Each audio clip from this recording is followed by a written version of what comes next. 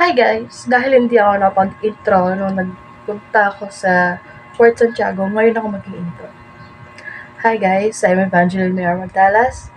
At ngayon ay pupunta tayo sa isang makasaysayang lugar at iyon ay sa Intramuros. Tara! Magkita-kita tayo doon!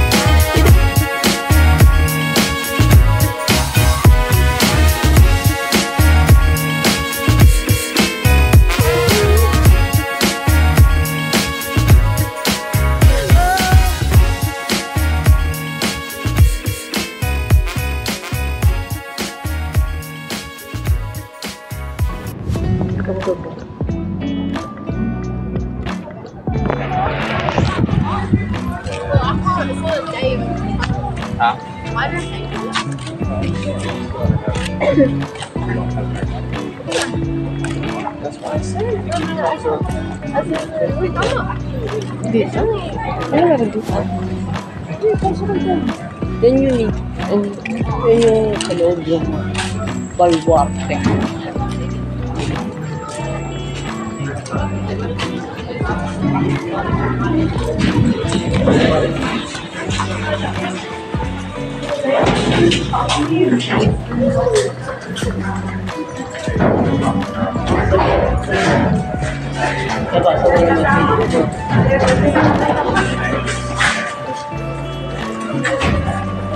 Tapos ano oras tayo bukas?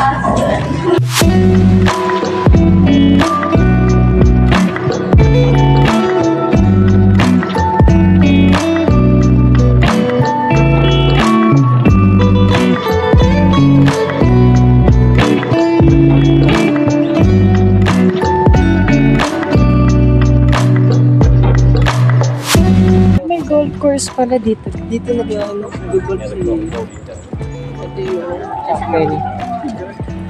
At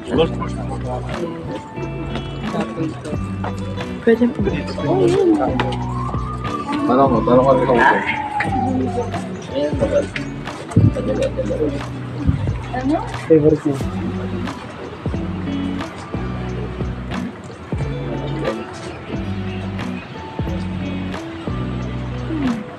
Ilang po. Ilang po.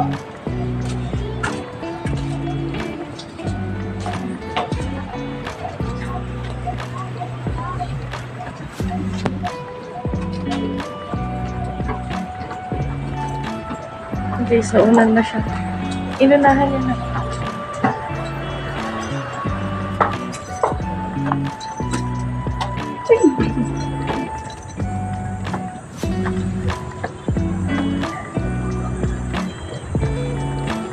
Siya. Ano nakikita niyo nakikita ko?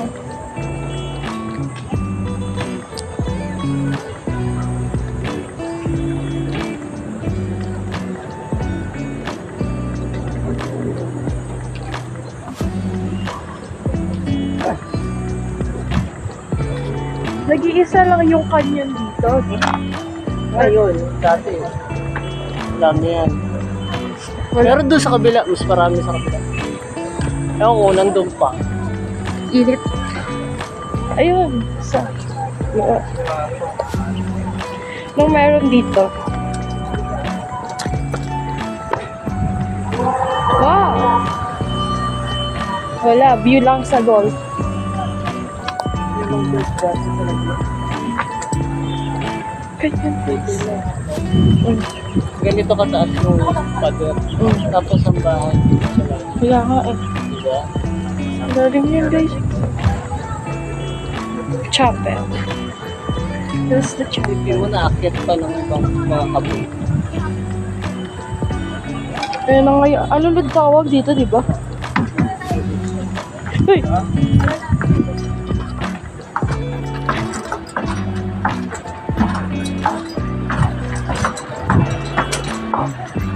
That's the chapel.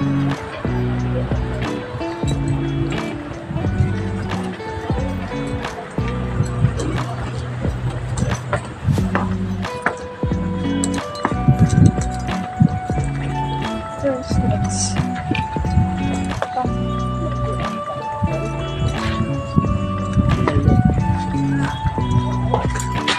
Dito na naman tayo sa tunnel na madilim.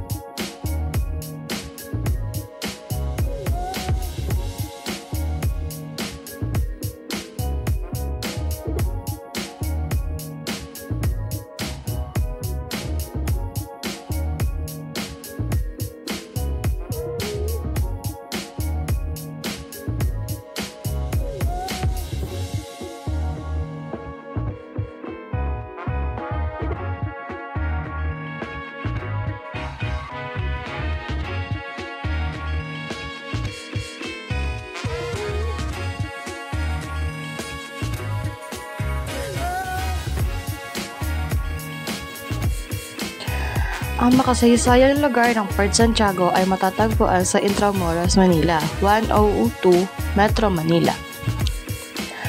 Ang Port Santiago ay isang lugar kung saan maraming pangyayari ng kasaysayan ang naganap, lalo na noong panahon ng kolonyalismo at pag-aalsa laban sa mga dayuhan. Isa itong saksi sa pag-usbong at pagbagsak ng iba't ibang pamahalaan at kaganapan sa kasaysayan ng Pilipinas. At kilala ang Port Santiago sa kanyang makasaysayang estruktura at arkitektura na nagpapakita ng kombinasyon ng mga likas na materyales at dayuhang impluwensya. Ang lugar ay nagtataglay ng mga bahagi ng kasaysayan at kultura ng Pilipinas. Ang Port Santiago ay isa sa mga pangunahing destinasyon para sa turismo at edukasyon. Ito ay nagbibigay daan para sa mga turista at estudyante na makilala at maunawaan ang yaman ng kasaysayan ng Pilipinas. Ang mga natutunan ko habang naglilibot sa loob ng Port Santiago ay mas naunawaan ko ang kaganapan at pangyayari sa kasaysayan ng Pilipinas, lalo na noong panahon ng kolonyalismo. Ito rin ay naglalaman ng mga alaala ng mga bayaning nagbuwis ng buhay para sa kalayaan ng ating bansa. At napag-alaman ko rin na ang Port Santiago ay mayroong underground na tinatawag na Dagyon. Ang Dagyon sa Port Santiago ay tinatawag na Dagyon of Dr. Jose Rizal. Ito ay nagsisilbing isang espasyo sa loob ng Port Santiago na konektado sa kasaysayan ng pambansang bayani ng Pilipinas na si Jose Rizal. Sa loob ng Dagyon, maaaring makita ang mga rehas at selyo na naging saksi sa pagdaraos ni Rizal sa kanyang pagkakabilanggo bago siya ibitay noong December 30, 1896. Ito ay naging bahagi ng mga pangyayaring nag-uugnay sa kilusang propaganda at paghihimagsik laban sa mga Kastila. Ang Dagyon of Dr. Jose Rizal ay naglalarawan ng masalimuot na yugton sa kasaysayan ng Pilipinas. Ang pagbisita rito ay nagbibigay daan para sa mga taong upang maunawaan ang hirap at sakripisyo na inilaan ni Rizal sa layunin ng pagpapalaya ng bansa mula sa kolonyalismo. Ito ay isang lugar na nagpapakita ng kahalagahan ng pagmumulat at pakikibaka para sa kalayaan ng bansa. Ang mga makasaysayang pook tulad ng Port Santiago ay nagbibigay buhay sa mga yugto ng kasaysayan ng isang bansa. Ang pag-aaral at pagbibisita sa mga ganitong lugar ay maaaring maging inspirasyon para sa mga tao na mas lalo pang pagtuunan ng pansin ang kanilang pagmamahal sa bayan. Ang pag-unlad at pagsusulong ng bansa ay may malaking koneksyon sa pag-unlad ng kanyang kasaysayan. Ang makasaysayang lugar ay nagpapakita ng pag-usbong at pagbagsak ng mga pag-aalsa at pagsusumikap para sa kalayaan. At ang mga sakripisyo ng mga nagdaang henerasyon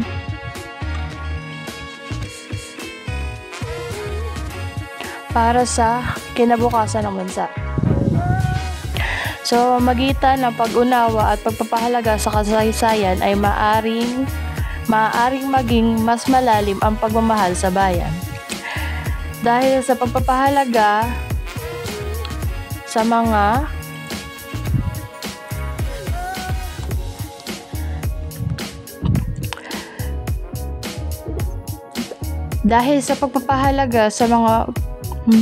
halaga, pag-asa at pangarap na nagbibigay inspirasyon sa mga Pilipino sa pagtahak ng kanilang landas bilang isang malayang bansa.